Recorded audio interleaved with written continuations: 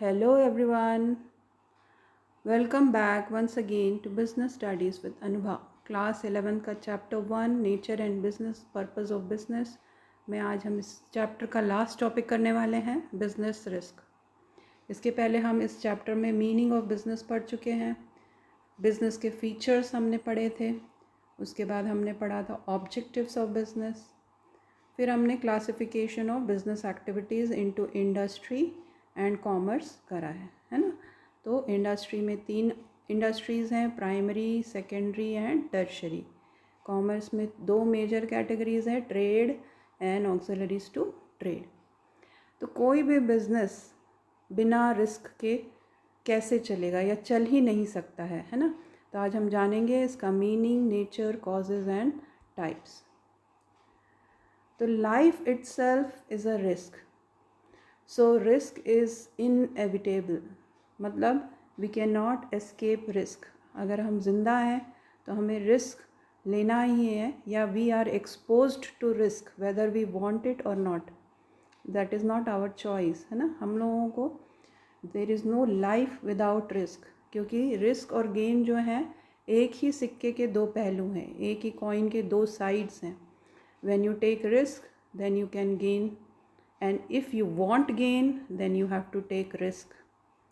So CEO of Facebook, Mr. Mark Zuckerberg, in his words, the biggest risk is not taking any risk. तो जीवन में सबसे बड़ा जोखिम क्या है? जोखिम न लेना। क्यों? In a world that is changing really quickly, the only strategy that is guaranteed to fail is not taking risk. तो ये जो दुनिया इतनी तेज़ी से बदल रही है, अगर इसमें हम रिस्क नहीं लेते हैं तो हमारी ये स्ट्रैटेजी मतलब रणनीति, या जो हम किसी एक्सटर्नल फोर्सेस को कॉम्बैट करने के लिए जो भी हम स्टेप लेते हैं, है ना, तो हम इतनी तेज़ी से बदलने वाले एनवायरनमेंट में अगर हम रिस्क लेने को तैयार नहीं हैं तो हम फेल होने का पूरा प्लान या गारंटी कर रहे हैं। तो देखिए, इतना ज़रूरी है रिस्क। तो लाइफ में ही तो बिज़नेस भी है ना, तो बिज़नेस में रिस्क कैसे नहीं होगा। तो late us see what is the meaning of business risk. Business risk refers to the probability of losses or inadequate profits due to uncertainties or unexpected events which are beyond human control. And in simple words, business risk means a chance of incurring losses or less profit than expected. तो suppose mister A ने एक business start किया, उन्होंने readymade garments का एक shop डाला, ठीक है। अब ये गारमेंट्स जो हैं डील करते हैं लेडीज़ वेयर में। अब उन्होंने ये गारमेंट शॉप डाला तो उनको बहुत सारा कैपिटल भी लगा होगा, उसमें उनको पैसे इन्वेस्ट करने पड़े होंगे, है ना, इस्टेब्लिशमेंट के लिए। और उन्होंने एक्सपेक्ट किया था क्योंकि लेडीज़ गारमेंट का बिज़नेस है तो वो बहुत प्रॉफिट्स अर्न करेंगे। लेकिन कुछ ही महीनों के अंदर उन्हें समझ में आ गया कि कितने सारे प्रॉब्लम्स या कितने सारे रिस्क को उनको फेस करना है। मतलब the business is expose to so many risk. तो ये जो फैशन इंडस्ट्री है या रेडीमेड गारमेंट्स की बिज़नेस है, इसमें इतनी तेज़ी से फ़ैशन चेंज होता है, लोगों का टेस्ट और प्रेफरेंस चेंज होता है कस्टमर्स का, कि वो तो बिजनेसमैन के मिस्टर ए के कंट्रोल में नहीं है ना। तो उनको 3 महीने में ही समझ में आने लगा कि उनको जो जितना उन्होंने कैपिटल इन्वेस्ट किया है उसके कॉस्ट को कवर करना मुश्किल हो रहा है। तो there is possibility of losses और इनएडिक्वेट प्रॉफिट। दोनों ही कंडीशन में हम बोलते हैं कि ये रिस्क है, क्योंकि हम शॉर्ट ये नहीं बोल सकते कि बिज़नेस जो हमने इस्टेब्लिश किया है वो प्रॉफिट ही कमाएगा, क्योंकि बहुत सारे फैक्टर्स उसको अफेक्ट करते हैं। Example is demand for a product may decline due to change in taste and preferences of the customers, or due to change in fashion, or due to change in competitors policy. ये सारी चीज़ें इस mister A के business को, readymade garment के business को affect कर रही हैं, है ना। These factors cannot be controlled by the business organization but definitely affect the sale of product, resulting in decline of profit or can even lead to losses. तो जितना उन्होंने प्रॉफिट एक्सपेक्ट किया था उतना शायद वो प्रॉफिट ना कमा पाए, और या फिर ऐसा भी हो सकता है कि वो इवन अपने कॉस्ट्स को कवर नहीं कर पाए और उनको लॉसेस बेयर करना पड़े। तो यही है बिजनेस रिस्क। अब देखते हैं कि ये रिस्क के फीचर्स क्या हैं या इसका नेचर क्या है। तो फर्स्ट फीचर कहता है the risk arises due to uncertainties. क्यों होती है अनसर्टेनिटी? क्योंकि फ्यूचर तो अनसर्टेन है, हमको तो नहीं पता ना कि फ्यूचर में क्या होने वाला है। कोई भी बता सकता है कि हमारे अगले पल में क्या होने वाला है, या आज के दिन में शाम को क्या होगा, या कल के दिन में क्या होगा।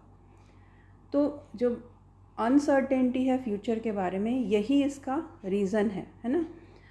नेचुरल कैलामिटीज़ है, चेंज इन टेक्नोलॉजी है, चेंज इन गवर्नमेंट पॉलिसी, ये सारा कुछ अननोन है, अनप्रिडिक्टेबल है फ्यूचर के बारे में। इसी वजह से बिज़नेस को रिस्क फेस करना होता है, रिस्क का थ्रेट हमेशा होता है। सेकेंड है इट इज़ असेंशियल और इंटीग्रल पार्ट। मतलब जैसे हमने बताया है कि एक ही कॉइन के दो साइड्स हैं, रिस्क और गेन। तो अगर हम बिज़नेस स्टार्ट कर रहे हैं गेन के लिए, तो we have to be ready to face the risk, suffer the loss. There are chances of suffering the loss. Business is based on forecast. Forecast मतलब फ्यूचर के बारे में हम कुछ प्रडिक्शन करते हैं, कुछ कैलकुलेशन करते हैं, कुछ एस्टिमेट करते हैं, है ना। And future is uncertain, so risk is unavoidable. It can be reduced by planning और taking the insurance policy but can not be eliminated. अब जैसे सपोज़ किसी ने फायर इंश्योरेंस पॉलिसी ली है। अब फायर अगर होता है शॉप में तो उनको कॉम्पनसेशन तो मिल जाएगा, है ना, लेकिन जो फायर हुआ है उसको तो वो एलिमिनेट नहीं कर पाए ना। उसके लिए उन्होंने प्लानिंग की थी, तो उनका रिस्क या जो लॉस है वो कुछ हद तक के वो उसको कवर तो कर लेंगे, लेकिन उस लॉस के जो रीज़न या जो कॉज है, जो रिस्क है, वो तो हम अवॉइड नहीं कर सकते ना। तो ये इंटीग्रल पार्ट है किसी भी बिज़नेस का, चाहे बिज़नेस छोटा हो या बड़ा। अब जो रिस्क का डिग्री है, कितने साइज़ का रिस्क होगा, वो डिपेंड किस पे करता है? Depends on the nature and size of business. Larger the scale of operations, that means there is more amount of investment and higher is the risk involve. So suppose किसी ने एक बड़ी फैक्ट्री डाली है जिसमें उन्होंने लाखों का इन्वेस्टमेंट किया है, बहुत सारी मशीनरी लगी है, प्लांट एंड बिल्डिंग है, बहुत सारा फर्नीचर है, रॉ मटेरियल है, लेबर कॉस्ट है। सो इतनी सारी उनकी कॉस्ट या अमाउंट ऑफ इन्वेस्टमेंट इसमें लगा हुआ है। डे टू डे एक्सपेंसेस को रन करने के लिए इतना पैसा फंड्स लगे हुए हैं। तब यहाँ पे higher is the risk involve. तो जितना ज़्यादा उनको लार्ज स्केल में ऑपरेशन होगा, बड़ा साइज़ का बिज़नेस होगा, उतना ज़्यादा रिस्क है। Dealing in fashion item is more risky than standardize good. अब जो रोज़मर्रा के सामान हैं उसमें जो ग्रॉसरी शॉप वाले गुड्स को बेचते हैं उनको उतना रिस्क नहीं है, क्योंकि वो तो हमेशा डिमांड में बने रहेंगे। लेकिन फ़ैशन आइटम्स जो क्या होते हैं, उनका फ़ैशन चेंज होता रहता है, तो उनको ज़्यादा रिस्क होता है। मैन्युफैक्चरिंग इन्वॉल्व्स बिगर रिस्क दैन ट्रेडिंग। जैसे कि मैंने अभी एग्जांपल बताया, एक फैक्ट्री में जो मैन्युफैक्चरिंग होता है, क्योंकि उसमें बहुत सारी चीज़ें इन्वॉल्व है, इन्वेंट्री है, मशीन टूल्स है, इक्विपमेंट्स है, लेबर है ना, तो उसमें ज़्यादा रिस्क है। जबकि ट्रेडिंग फर्म जो ख़रीदने बेचने का काम करते हैं, जो होलसेलर या रिटेलर्स हैं, वो तो कोई चीज़ का प्रोडक्शन नहीं करते ना, तो सिर्फ प्रोक्योर करते हैं और सेल करते हैं, रीसेल करते हैं। तो उनके लिए जो बिज़नेस है उसमें रिस्क का साइज़ थोड़ा कम होता है कंपैरेटिवली। रिस्क तो उन्हें भी झेलना होता है, लेकिन कंपैरेटिवली कम होता है। Then fourth feature is profit is the reward for bearing the risk. तो जो भी कुछ बिजनेसमैन या एंटरप्रेन्योर रिस्क बेयर करता है, उसके लिए प्रॉफिट उसका रिवॉर्ड है। इसमें ये बात हमें याद रखनी कि there is no gain without pain, और if there is no risk there will be no gain.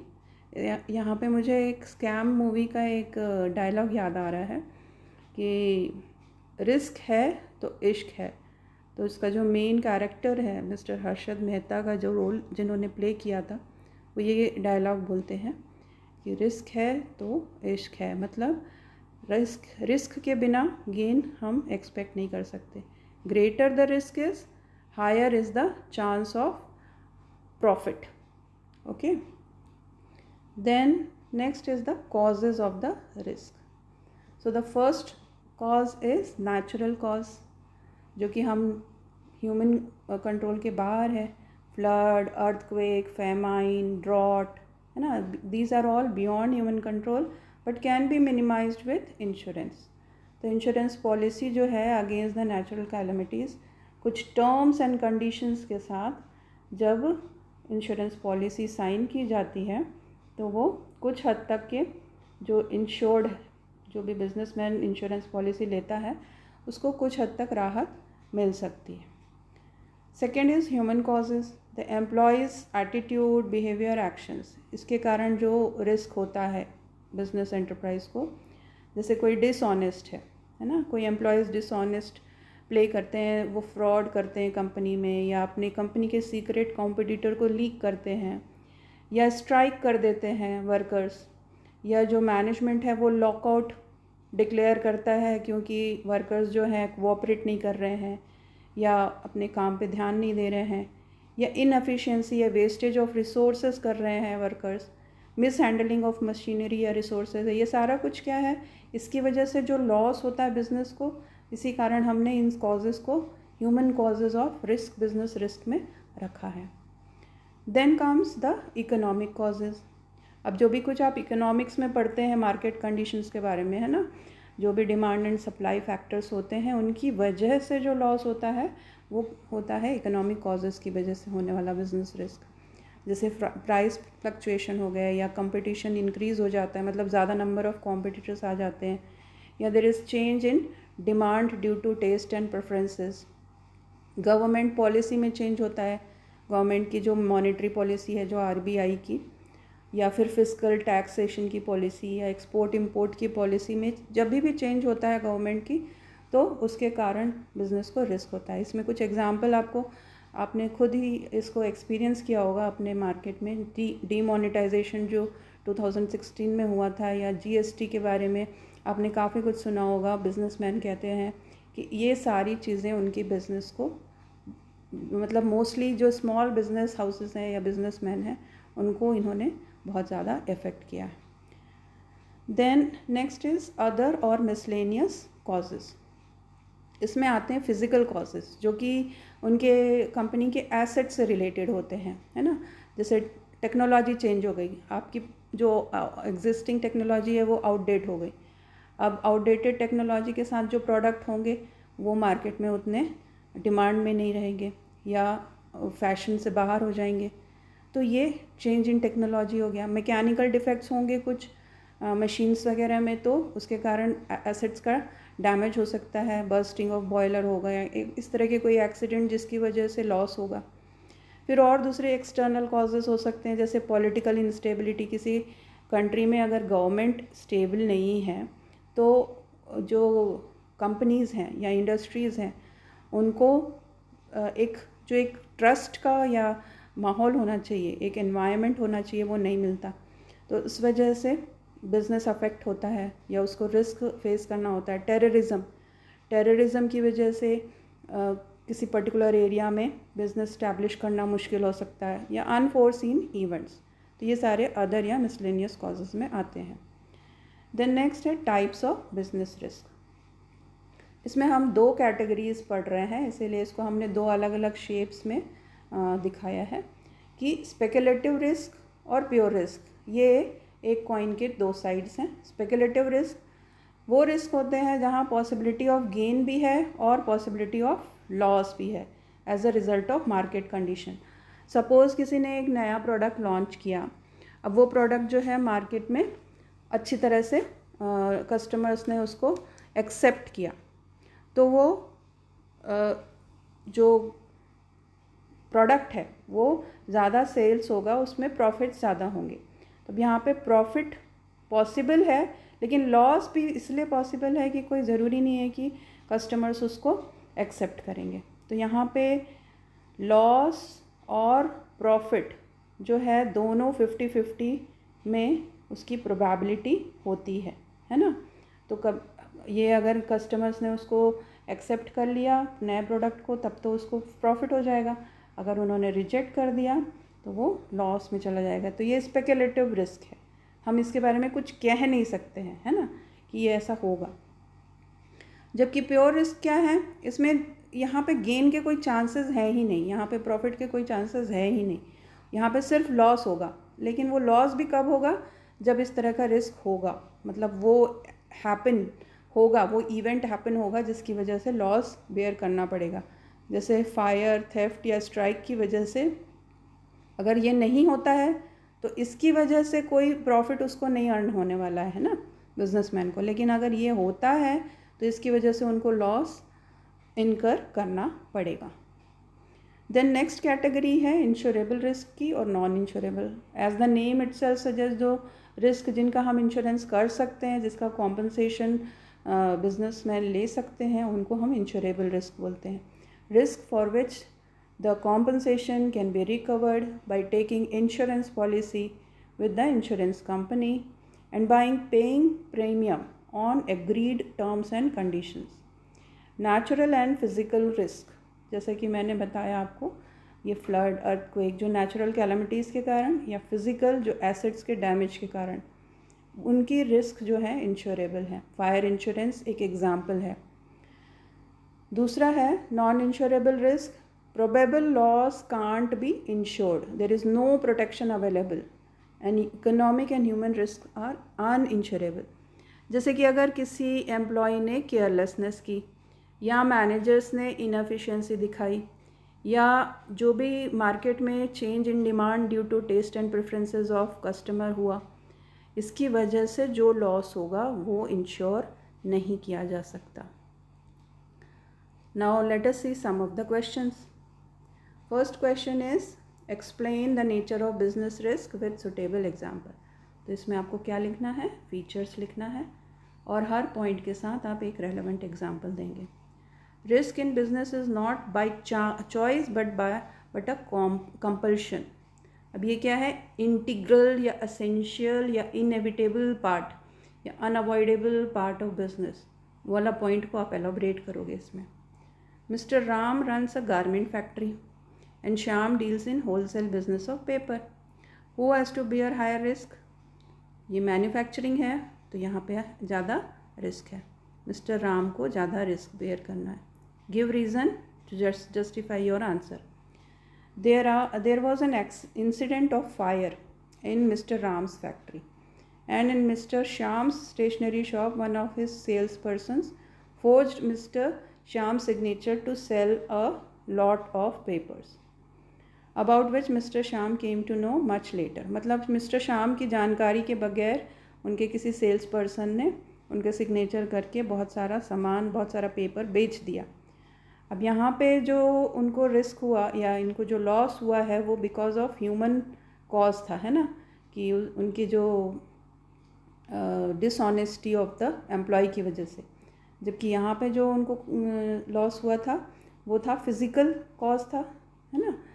तो अब क्या होगा, विच कॉजेज़, ये तो हम यहाँ पे मेंशन कर देंगे और साथ में who can get the compensation against the loss. तो मिस्टर राम को तो मिल सकता है लेकिन मिस्टर श्याम को नहीं मिल पाएगा क्योंकि ये ह्यूमन कॉज है जो कि अनइंश्योरेबल है। Thank you for watching. Next video lesson we are going to study about the forms of business organization, that is chapter number 2. Keep watching and sharing the video lessons of business studies with Anubha. Thank you all.